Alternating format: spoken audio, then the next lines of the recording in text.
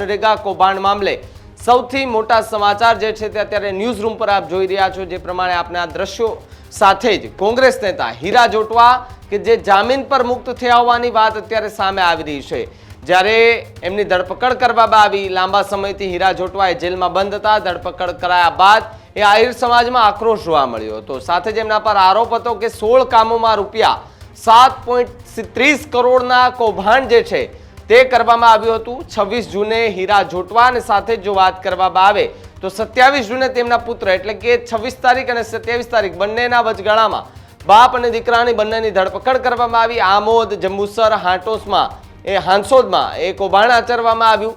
Jalaram enterprise agency Piyush Nukani કે એમનું નામ સામે ખુલ્યું હતું। મુરલીધર એન્ટરપ્રાઇઝ જોધા સભાળના વ્યક્તિ એ છે એમનું નામ ખોલવામાં આવ્યું હતું, એમનું પણ નામ ખુલ્યું હતું। ત્યારબાદ હીરા જોટવા છે તેમની ધરપકડ કરવામાં આવી હતી। કરાર આધારિત આઉટસોર્સિંગ કર્મચારી સામે પણ ફરિયાદ નોંધાઈ। ચૈતર વસાવા જે છે ડેડિયાપાડાના ધારાસભ્ય ચૈતર વસાવા જે છે તેમણે ગંભીર આરોપો લગાવ્યા હતા અને સાથે 400 કરોડ ખંખેર્યા છે આ પ્રકારની વાત એ ચૈતર વસાવા છે તેના દ્વારા કરવામાં આવી હતી।